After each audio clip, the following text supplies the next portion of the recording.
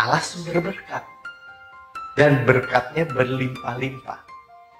Sangat jauh berlimpah-limpah. Ya, Paulus berdoa buat kita kan, bahwa supaya kita paham bahwa dia sangat jauh berlimpah-limpah di atas apa yang kita doakan dan imajinasikan. Saudara boleh lihat lagi di Efesus 3 ayat 20 atau mendengar tayangan saya yang sebelumnya.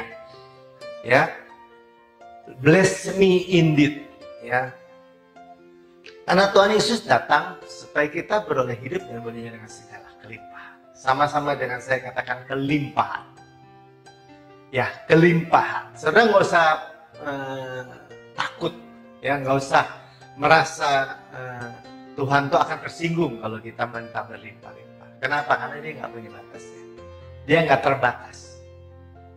Ya, dan dia mau memberkati kita berlimpah-limpah. Jangan lihat siapa yang diberi, katanya. Tapi lihatlah siapa yang memberi. Dia raja segala raja. Ya, dia gembala agung kita, memberikan kepada kita rumput hijau yang begitu luas, begitu banyak.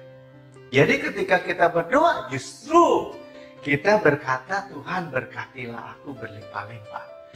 Jadilah orang yang orang lain lihat begini, oh dia orang yang sangat diberkati. Saya mau seperti itu, saudara. Saya mau dikenal orang sebagai Melkisedek yang diberkati oleh Tuhan.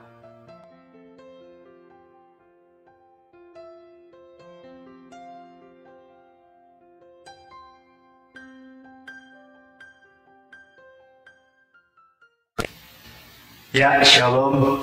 Jumpa lagi dengan saya, Pendeta Melkisedek Tanok, dalam tayangan kita ini adalah ciptaan baru. Yang lama, hukum Taurat sudah berlalu. Sesungguhnya yang baru, kasih karunia Kristus sudah datang. Pada kali ini, tayangan kali ini, kita akan terus mendengar kabar baik Injil kasih karunia. Saudara jangan bosan-bosan, karena kita percaya bahwa Tuhan Yesus datang supaya kita itu memiliki semua kebaikan Tuhan, ya, suplai Tuhan. Dan pada waktu yang lalu kita mendengar bahwa Rasul Paulus sebagai Rasul kasih karunia berdoa buat umatnya, buat umat orang percaya, ya, bahwa supaya mereka memperoleh pengetahuan, ya, tentang kasih Allah yang begitu lebar, panjang, tinggi, dalamnya nggak kukur, ya, yang melampaui segala pengetahuan, melampaui segala hikmat dunia ini. Supaya apa? Supaya kita menerima sungguh sangat besar, berlimpah-limpah di atas apa yang kita doakan dan pikirkan bahkan. Ya, sangat jauh berlimpah-limpah.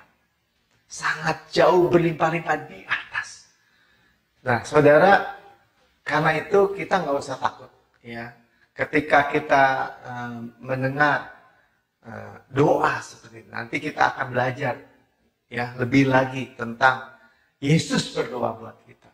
Dan ada doa-doa di dalam Alkitab yang Tuhan dengar, ya, yang Tuhan jawab, seperti doa Yabes yang akan kita renungkan hari ini. Saudara, kita nggak perlu ragu dalam situasi dunia yang semakin gelap. Ya, kita terus lihat, ya, situasi dunia yang nggak makin baik, yang menakutkan. Kita nggak takut. Kenapa? Karena kita tahu Allah kita, Tuhan kita mendengar doa kita. Ya, doa itu adalah Lord, I cannot, but you can. Tuhan, saya nggak sanggup, tapi Engkau sanggup. Dan Tuhan, bukan hanya Engkau sanggup, tapi Engkau juga mau. Nah, saudara, kita belajar terus. Jangan kita menutup hati kita untuk menolak kasih karunia yang begitu besar. Ya, jawaban, berkat, kemurahan, kebaikan Allah yang begitu besar. Memang melampaui pemikiran kita, begitu ajaib, ya, begitu besar, begitu luar biasanya. Tetapi kita dengan rendah hati menerimanya. Dan kita bukan hanya diselamatkan netral, normal, seperti kebanyakan, tetapi sangat jauh berlimpah-limpah. Nah, itu yang kita akan siapkan hati kita, ya. Doa Yabes, ya. Tuhan mau kita makmur, prosper. Kita udah tahu, ya. Sudah boleh catat ayat-ayat yang kita akan renungkan hari ini. Dalam 1 Tawari 4 ayat 10, 1 Tawari 4 ayat 10, Ulangan 8 ayat 18, Ulangan 8 ayat 18, dan Mazmur 103 ayat 4. Mazmur 103 ayat 4. Ya, kita mulai dari 1 Tawari 4 ayat 10. Bagaimana Yabes, ya, itu disebut sorrow, ya. Yabes itu artinya sorrow, yaitu ibunya melahirkan dia dengan kesakitan, dengan penderitaan. Mungkin ada orang-orang lahir dengan mamahnya hampir meninggal, ya, hampir mati, dan dengan kesakitan dia dilahirkan, sehingga mungkin dia menjadi anak yang agak tertolak, minder, atau orang yang penuh dengan merasa diri, rasa bersalah, atau rasa sakit hati, atau rasa disingkirkan dari saudara yang lain. Tetapi dia berdoa. Nah, saudara, apa yang kita akan renungkan hari ini, ya, kalau doa itu gampangnya gimana, saudara? Gampangnya kita aminkan. Ya, amin itu artinya so be it. Ya, terjadilah bagiku. Jadi, kenapa kita juga mendengar kabar baik? Kenapa kita juga hanya mau mendengar kabar baik? Ya, karena kita nggak mau mengaminkan bad news, kabar buruk, kutuk. Ya, seperti itu. Karena itu kita harus cukup memperhatikan. Ya, kita perlu tahu firman Tuhan dengan baik. Kita nggak sembarangan mengaminkan siapapun yang berkata, kecuali Tuhan Yesus, ya. Oke, saya bacakan dalam 1 Tawari 4 ayat 10. Yabes berseru, ya, berseru artinya dia berdoa kepada Allah Israel, katanya, kiranya engkau memberkati aku berlimpah-limpah dan memperluas daerahku, dan kiranya tanganmu menyertai aku dan melindungi aku dari malapetaka, sehingga kesakitan tidak menimpa aku. Dan Allah mengabulkan permintaannya itu. Saudara, kita tidak mau lagi terjebak, ya, bahwa jangan minta-minta berkat kepada Allah. Jangan, ya, saudara, ya.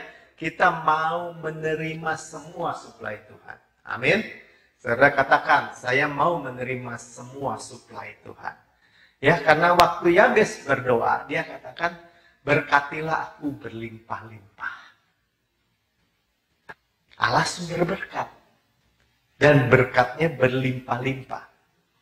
Sangat jauh berlimpah-limpah. Ya, Paulus berdoa buat kita, kan? Bahwa supaya kita paham bahwa dia sangat jauh berlimpah-limpah di atas apa yang kita doakan dan imajinasikan. Saudara boleh lihat lagi di Efesus 3 ayat 20 atau mendengar tayangan saya yang sebelumnya. Ya. Bless me indeed, ya. Karena Tuhan Yesus datang supaya kita beroleh hidup dan beroleh dengan segala kelimpahan. Sama-sama dengan saya katakan kelimpahan. Ya, kelimpahan. Saudara nggak usah takut, ya, nggak usah merasa Tuhan tuh akan tersinggung kalau kita minta berlimpah-limpah. Kenapa? Karena dia nggak punya batasnya.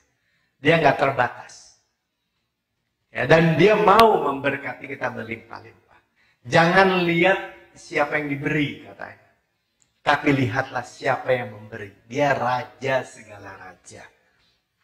Ya, dia gembala agung kita. Memberikan kepada kita rumput hijau yang begitu luas, begitu banyak. Jadi ketika kita berdoa, justru kita berkata, Tuhan berkatilah aku berlimpah-limpah. Jadilah orang yang orang lain lihat begini, oh dia orang yang sangat diberkati. Saya mau seperti itu, saudara. Saya mau dikenal orang sebagai Melkisedek yang diberkati oleh Tuhan. Sama-sama katakan dengan saya orang yang diberkati. Amin. Dan memperluas daerah. Jadi dia meminta bukan hanya Tuhan memberkati dia berlimpah-limpah, tapi memperluas daerah.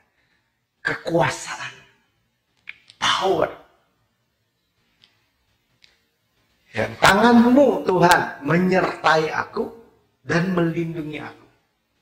Kita sudah belajar bahwa kita memiliki Yesus yang sayapnya, yang tangannya, yang sudah terentang bagi kita, yang korbannya sempurna bagi kita. Itu melindungi kita, memagari kita, membentengi kita.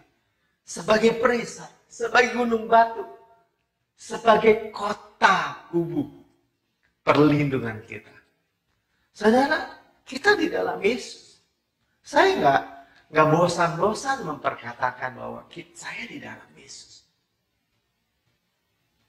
Berarti kalau saya di dalam Yesus, tidak ada penyakit, tidak ada wabah, tidak ada bencana, tidak ada tragedi, tidak ada kecelakaan yang dapat menimpa saya. Kecuali Yesus kena duluan. Amin. Tidak ada.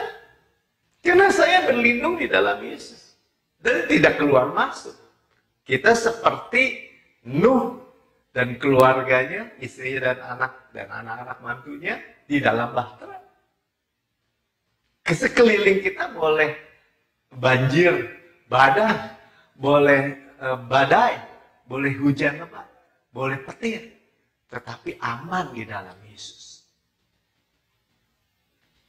Saudara, kalau saudara hari ini merasa kurang aman, atau merasa khawatir, atau merasa ngeri dalam keadaan atau kondisi hari-hari ini, saudara tinggal katakan dengan sederhana, saya di dalam Yesus. Ayo sama-sama katakan, saya di dalam Yesus.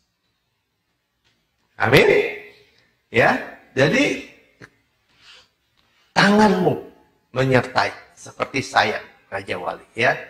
Dan tidak ada kesakitan yang menimpa aku. Dalam bahasa Inggrisnya dikatakan keep me from evil. Sama seperti dalam doa Bapa kami. Ya. Janganlah membawa kami ke dalam pencobaan. Artinya kita bukannya berharap kita dalam pencobaan, atau kita dalam penyakit, atau kita dalam kecelakaan, terus Tuhan tolong, itu pun terjadi. Tetapi kita percaya bahwa Tuhan menghindarkan kita dari wabah, dari penyakit, dari kecelakaan, dari bencana, dari semua yang buruk. Kalau kita berdoa, kita mengaminkan. Ya, makanya dikatakan, Yabes katakan, jangan sampai Tuhan lepaskan aku dari semua yang jahat, yang evil. Jangan itu menimpa aku. Jangan itu terjadi padaku.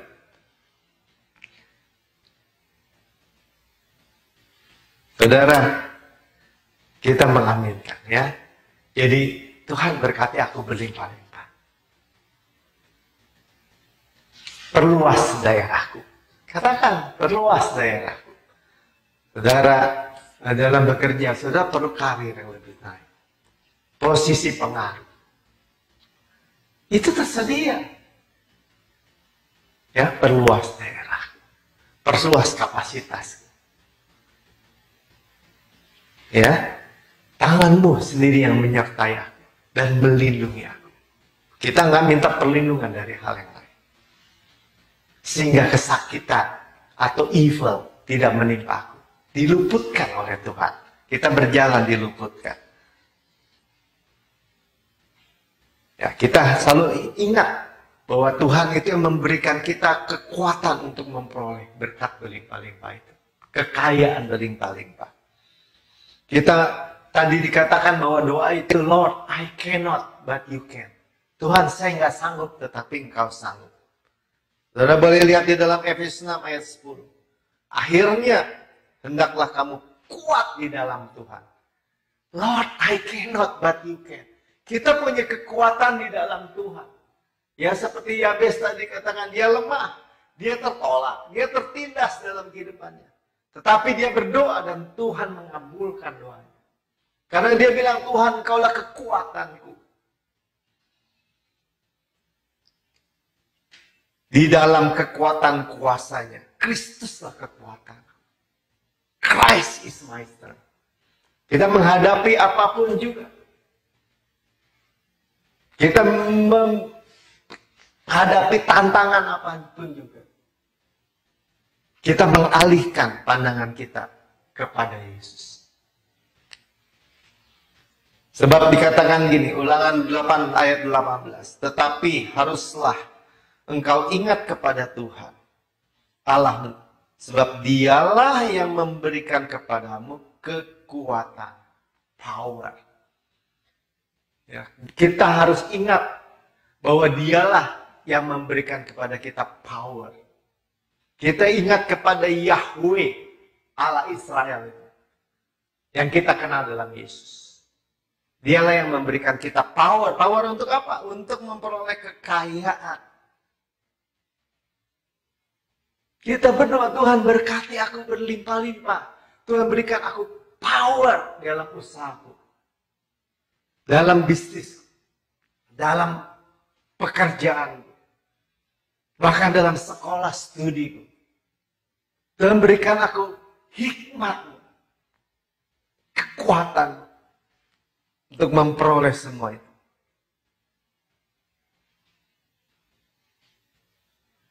Tadi dikatakan juga bahwa kita dilindungi dari semua evil, dari penyakit.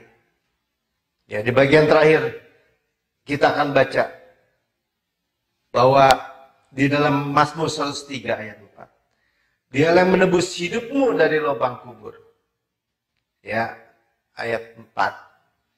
Dia menebus hidupmu dari lubang kubur. Dan Mazmur 103 ini adalah Mazmur tentang pengampunan segala dosa. Ya, pengampunan segala dosa. Sama-sama saya katakan segala dosa. Ya, pujilah Tuhan hai jiwaku, kata Pak Mazmur.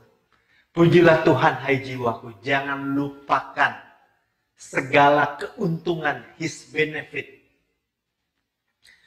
Segala keuntungan. Apa itu keuntungannya? Diampuni segala dosanya. Segala dosa kita diampuni dan disembuhkan kita dari segala penyakit. Jadi pengampunan segala dosa ini merupakan induk, merupakan mother, ya, merupakan ibu dari segala berkat.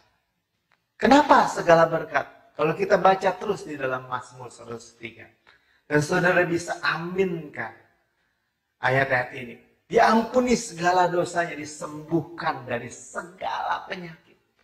Jadi ketika kita tahu bahwa kita diampuni segala dosa kita, segala penyakit kita disembuhkan. Ditebus tadi dikatakan, ia menebus hidupmu dari lubang kubur, ditebus hidup kita dari destruction. Lubang kubur itu destruction. Ya. Dan artinya kita ditebus dari semua kecelakaan. Hebat ya. Hidup kita ditebus dari penyakit dan dari kecelakaan. Dimahkotai favor dan kelembutan.